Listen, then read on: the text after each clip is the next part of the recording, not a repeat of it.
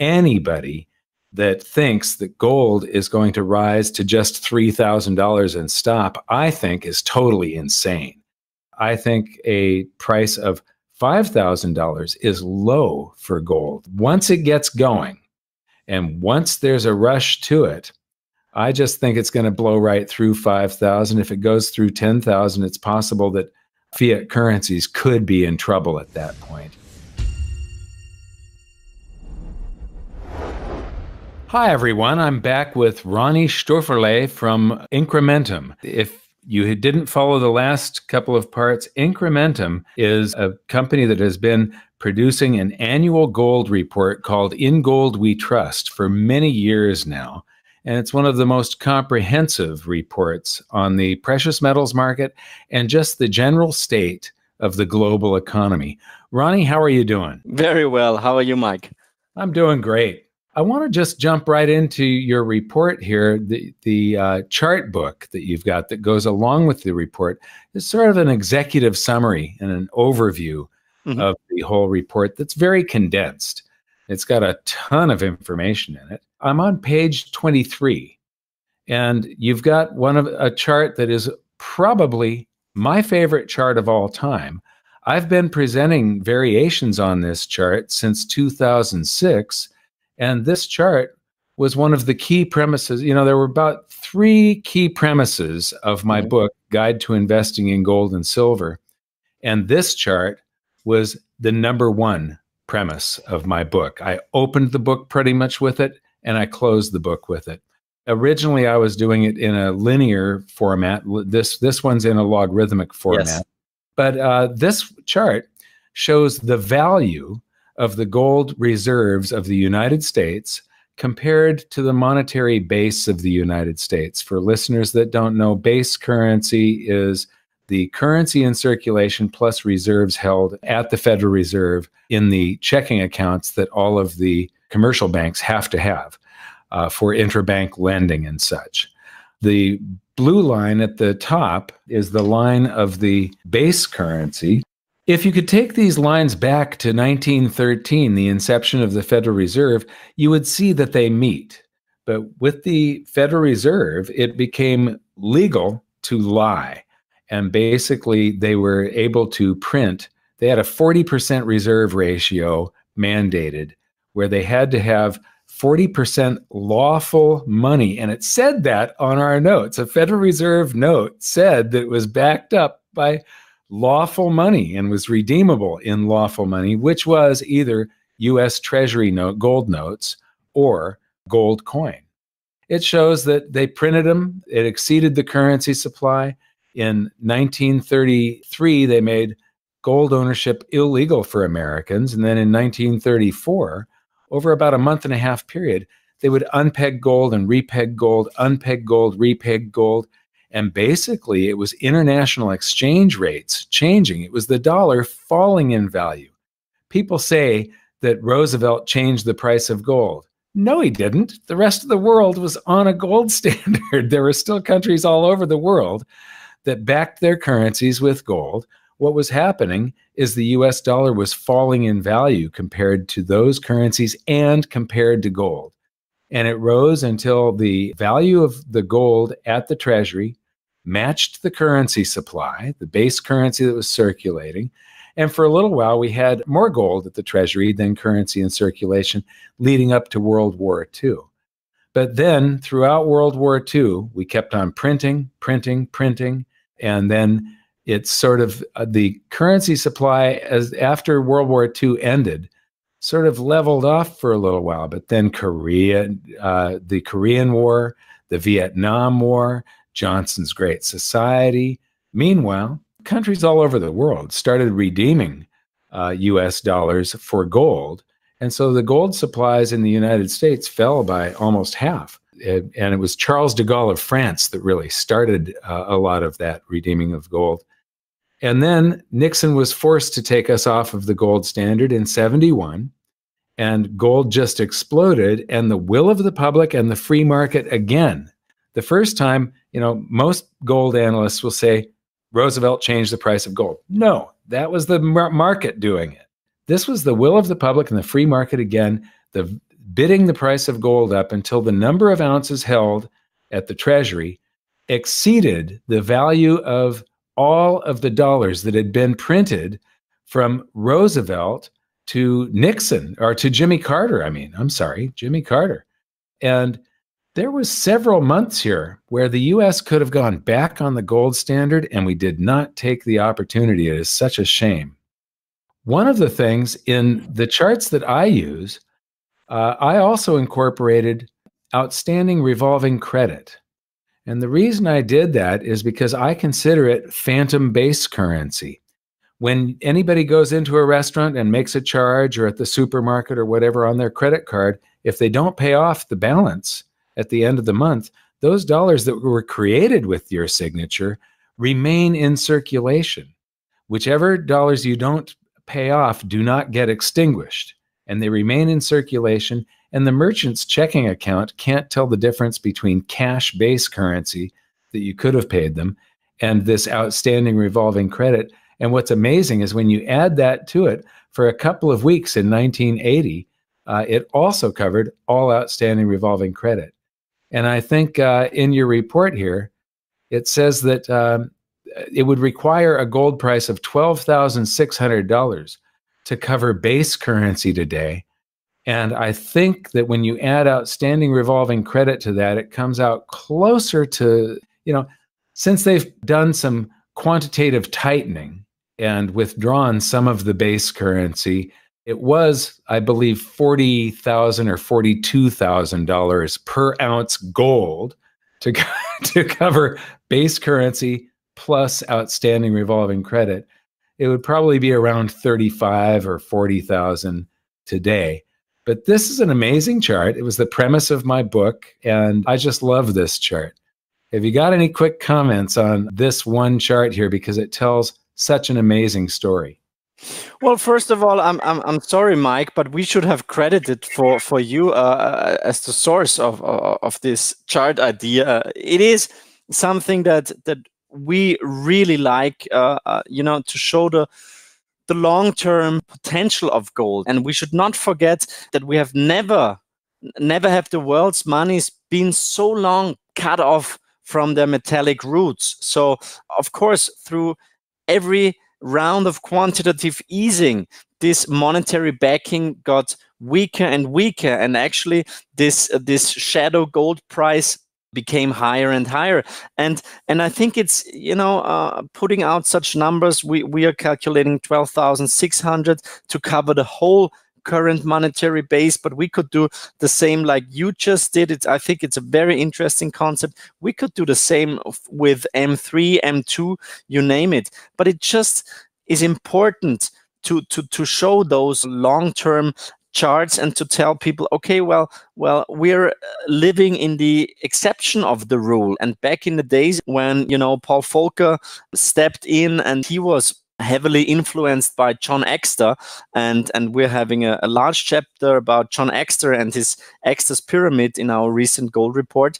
I think the fact that the price of gold was so high, and that basically the whole US monetary base was covered more than 100% with gold, that was one of the main reasons why the world gained confidence in the US dollar again. Because I wasn't born back then, but I've read many articles about it. There was a panic going on. There were lines developing in front of every coin shop. People were panicked, and the dollar had only been a fiat currency since '71. So we're talking a little over 8 years. It was 8 years and just a few months that the dollar had been a fiat currency, not backed by gold. And the dollar really backed all the world's currencies, because the series of world wars and then the Bretton Woods system put the world on a standard where all the currencies were backed by US dollars and US dollars were backed by gold, because we had 2/3 of all the world's monetary gold. And so people don't realize how close we came to the dollar being a fiat currency collapsing during that period of time. Yes. And people tend to forget that the US actually issued treasury notes and bonds denominated in Swiss franc terms and in Deutschmark terms, because people didn't want to have US dollar denominated bonds. Wow. So, and I think this clearly shows that there wasn't any trust left at all in the US dollar at some point. But they managed it quite well, we have to say. But we might be on the verge of another currency crisis going forward. And as you've said, it can go pretty quickly within a decade. I think that's actually not too long in regards to world reserve currencies. And I think, you know, the whole de-dollarization topic that we're also describing is really picking up momentum at the moment. Yes, it is.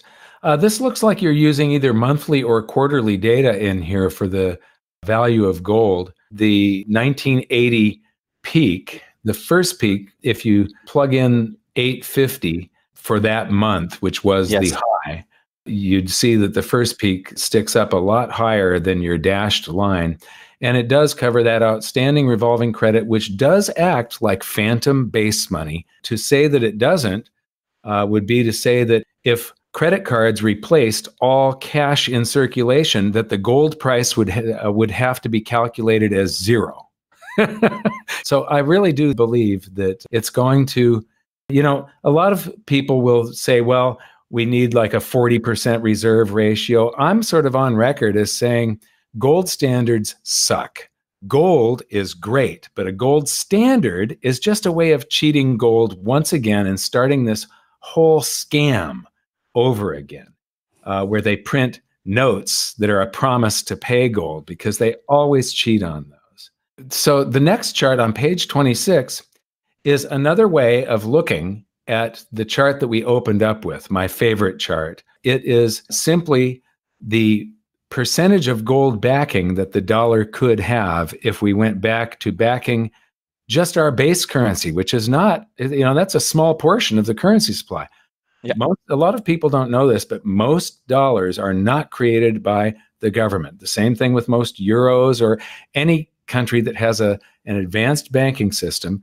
The currency, most of it is created by the banking system, not the government. The government and their central bank work in partnership by swapping IOUs to create the base currency, which is the currency in circulation, which used to be just a few percent of the US currency supply. It's much larger now since all of the QEs and so on. But this chart is what percentage of the dollar could be covered by gold. And what's interesting is if you look on the left-hand scale where there's a 100% line, you've got the median in here of 43.1%, but twice in the past, and this again was the will of the public and the free markets and just a rebalancing of the economies around the world. But if you drew a line across here at 100%, you'd see that in the 1930s and early 40s, the value of the gold of the treasury exceeded the currency supply by quite a bit, almost 40%.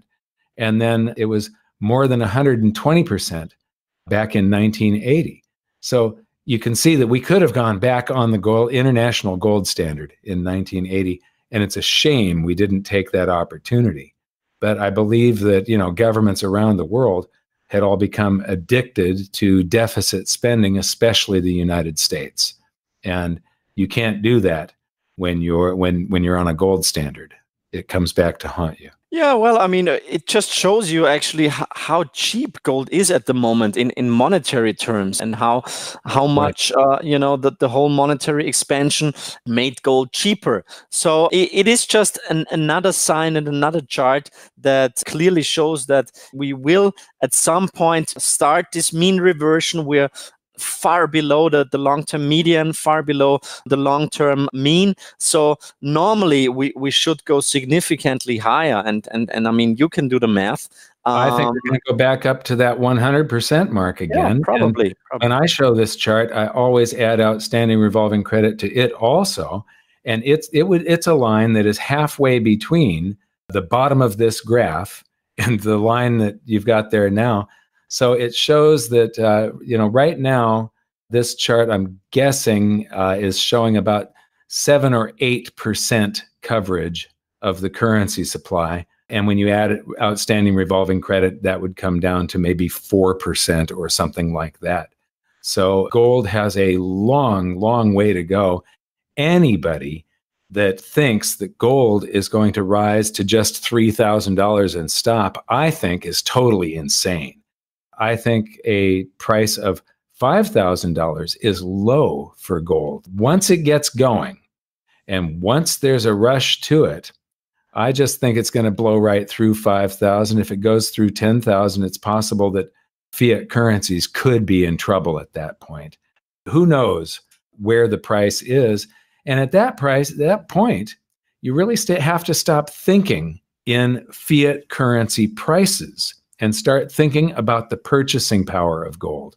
Yes. You have to price gold in how many ounces is your house worth? How many ounces is a barrel of oil worth? How many ounces is the S&P 500 or the Dow Jones Industrial Average worth? And when you start thinking about the value of things instead of the price of things, it really puts things in perspective. And when you compare this to long-term averages, then you can get a sense of where gold is becoming expensive, and you should actually be trading it for real estate or for stocks or something like that. So I think we're going to wrap that up. Have you got any other comments on this section that we've covered so far? Well, I mean, I think it's no coincidence that we are at the moment seeing this at the highest central bank purchases since the year 1971. So I think that behind the curtains, there's quite a lot going on. Many countries are positioning themselves for some sort of a monetary endgame. From what I hear from some very, very large institutional investors, they're thinking about counterparty risk. So back in the days, they would have said, okay, let's buy a gold ETF. Now they say, we want physical gold. We want to have it stored outside of the country, outside of the banking system. So those are all little pieces that put together clearly show the big picture. Okay, so we'll wrap that up. You know, the reason we're doing this video series is I love charts. I said that in the first episode of this series. And if a picture is worth 1,000 words, then one chart can be worth 1,000,000 numbers. And we're not done yet. There's more to this series. So if you're viewing this series, visit the link in the video description below and subscribe to the channel so that you get notified of the next video in this series, because there's a lot more to come. Thanks a lot, Ronnie, for being here, and thank you for all you're doing for the gold community with all of the work that you do. So thank you, Mike. A lot, and we'll see you on the next call, okay? Absolutely. Okay, thanks.